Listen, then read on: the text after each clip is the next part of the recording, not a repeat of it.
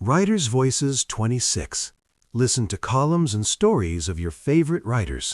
आज का कॉलम है 18वीं तरमीम इत्तेहादियों की जद में by famous writer Salman Ghani.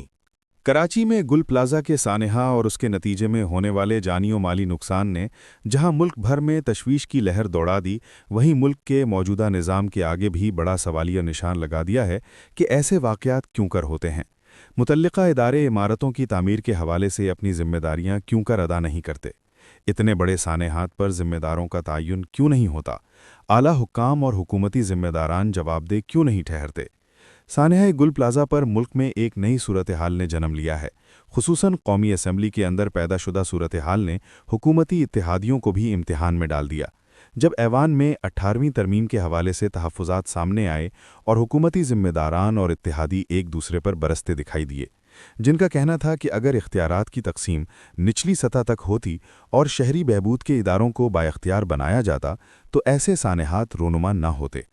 Khwaja Mohammad Asif के उस बयान ने जलती पर तेल का काम किया, जिसमें उन्होंने 18वीं तरमीम को ढकोसला करार दिया और कहा कि 25 करोड़ आवाम को बाइख्तियार बनाने के लिए मुल्क में फ़ाल मकामी हुकूमतें नागज़ीर हैं। आमरीत के दौर में भी मकामी हुकूमतें कायम रहीं, लेकिन अब ऐसा क्यों नहीं?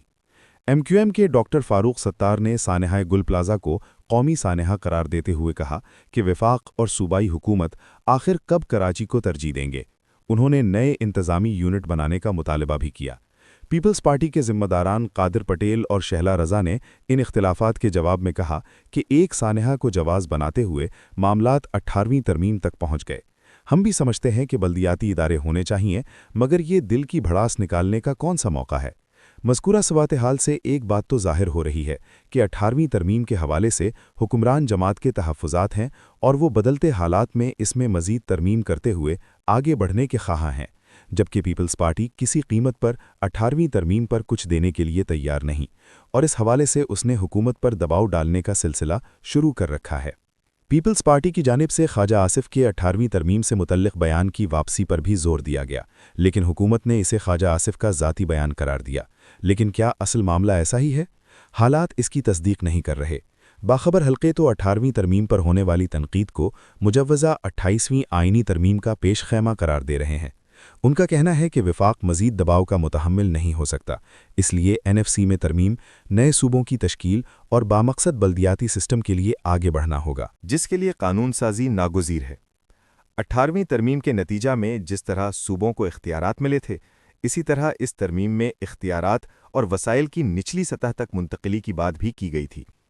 लेकिन सूबाई हुकूमतों ने मकामी हुकूमतों के निज़ाम से सरफ़ नज़र किया और सब कुछ अपने पास रखा। सभी सियासी जमातें अपने मंशूर में मजबूत बल्दियाती निज़ाम और मकामी हुकूमतों के नुमाइंदों को इख्तियारात की मुंतकिली की यकीन दहानी तो कराती हैं, लेकिन जब हुकूमत में आती हैं तो बल्दियाती इंतखाबात से गुरेज़ा दिखाई देती हैं और अपने इख्तियारात और वसाइल की मज़ीद तकसीम के लिए भी तैयार नहीं होती। सूबों ने 18वीं तरमीम के तहत इख्तियारात तो ले लिए, मगर वो इदारा जाती तौर पर उसके लिए तैयार न थे, जिसकी वजह से तालीम, सेहत और दीगर समाजी शोबे अबतरी का शिकार हो चुके हैं और मरकज़ की माली गुंजाइश मज़ीद कम हो गई है। सूबों को इख्तियारात और वसाइल की मुंतकिली के बाद तसलसल के साथ मकामी हुकूमतों का क़याम क्यों अमल में नहीं लाया गया, इस हवाले से हर सियासी जमात और उनकी क़यादत का मौक़िफ़ मुख्तलिफ है। लेकिन अब इस हवाले से स्टेटस को बरकरार रहता नज़र नहीं आ रहा, इसलिए कि विफाक के लिए कर्ज़ों पर सूद की अदायगी समेत मुतअद्दिद माली मामलात परेशानकुन होते जा रहे हैं। दूसरी जानिब मुल्क में नए सूबों के क़याम की बहस भी जारी है और इत्तलात हैं कि इस पर संजीदगी से काम हो रहा है। बज़ाहिर तो पीपल्स पार्टी 18वीं तरमीम की तरह नए सूबों के क़याम के हवाले से भी अपनी ज़िद पर कायम है, बल्कि वो सिंध के बजाय पंजाब की तकसीम की ख्वाह है।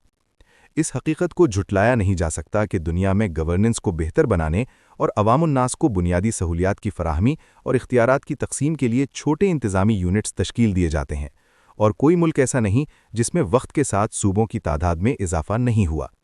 लिहाजा ये सवाल बजा है कि मुल्क अजीज़ में ऐसा क्यों मुमकिन नहीं हो सकता, जबकि नए सूबों की बुनियाद भी सियासी, लिसानी या इलाकाई हैसियत के बजाय इंतज़ामी उमूर को करार दिया जा रहा है।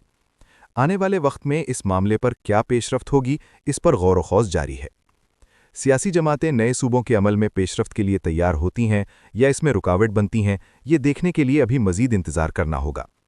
سیاسی ماہرین کا تو کہنا ہے کہ جس تیزی سے یہ عمل آگے بڑھ رہا ہے، جب اس پر کوئی حتمی فیصلہ سامنے آئے گا تو سیاسی جماعتیں اسے روکنے کی پوزیشن میں نہیں ہوں گی، کیونکہ یہ عمل کسی ایک صوبہ تک محدود نہیں، چاروں صوبوں تک وسیع ہوگا۔ جہاں تک بلدیاتی نظام کی فعالیت کا سوال ہے تو مجوزہ ترمیم میں بلدیاتی انتخابات کو آئینی تحفظ دینے کی تجویز بھی موجود ہے، تاکہ ملک کے اندر جمہوریت کے تسلسل کے لیے صرف وفاقی اور صوبائی اسمبلیاں ہی وجود میں نہ آئیں بلکہ مقامی حکومتوں کا قیام بھی عمل میں لایا جائے، تاکہ جمہوری نظام زیادہ مضبوط ہو اور مقامی حکومتیں اپنی بنیادی ذمہ داریاں ادا کرتے ہوئے شہری اور دیہی مسائل حل کر سکیں۔ سیاسی جماعتیں اور ان کی قیادت نہ چاہتے ہوئے بھی اس کی مخالفت کی پوزیشن میں نہیں ہوں گی، کیونکہ دنیا بھر میں جہاں مضبوط جمہوری حکومتیں کام کر رہی ہیں وہاں ان کی بنیاد با اختیار مقامی حکومتیں ہیں، جس کے انتخابات کا تسلسل ہمیشہ قائم رہتا ہے۔ بھارت میں بھی بلدیاتی انتخابات کو آئینی تحفظ حاصل ہے۔ اب تو الیکشن کمیشن آف پاکستان بھی مقامی حکومتوں کے قیام کے حوالے سے وفاقی اور صوبائی حکومتوں کو تجاویز دے رہا ہے، اس لیے بلدیاتی انتخابات کا انعقاد اب کوئی مسئلہ نہیں ہونا چاہیے۔ جہاں تک NFC میں ترمیم کے عمل کا سوال ہے تو اس حوالے سے پیپلز پارٹی اپنے حصے پر کمپرومائز نہ کرنے کا عندیہ دے چکی ہے، بلکہ پیپلز پارٹی کے چیئرمین بلاول بھٹو زرداری تو صوبوں کے لیے مزید وسائل کا مطالبہ کرتے دکھائی دیتے ہیں تاکہ اپنے حصہ پر کسی کٹ سے بچا جا سکے۔ لیکن بدلتی علاقائی صورتحال اور عالمی سطح پر پیدا شدہ رجحانات کی روشنی میں کہا جا سکتا ہے کہ اگر صوبے اپنے وسائل پر کمپرومائز کے لیے تیار نہیں ہوتے تو پھر انہیں وفاق کا کچھ بوجھ ضرور اٹھانا پڑے گا۔ بعض اخراجات جو وفاق کے لیے اٹھانا ممکن نہیں، اس میں صوبوں کو وفاق کا ساتھ دینا ہوگا۔ اس صورتحال میں کہا جا سکتا ہے کہ ممکنہ طور پر آنے والے دنوں میں 28ویں آئینی ترمیم بھی اسی طرح منظور ہو جائے گی جس طرح 26ویں اور 27ویں آئینی ترامیم منظور ہوئیں، جن پر سیاسی جماعتوں نے تحفظات کے باوجود ملک کے وسیع تر مفاد میں سر تسلیم خم کر لیا۔ سیاسی جماعتوں کو 18ویں ترمیم پر کمپرومائز اور 28ویں ترمیم کی منظوری کے لیے نہ چاہتے ہوئے بھی پیش رفت یقینی بنانا پڑے گی۔ Thank you for watching. If you like the video, do like, share, and subscribe.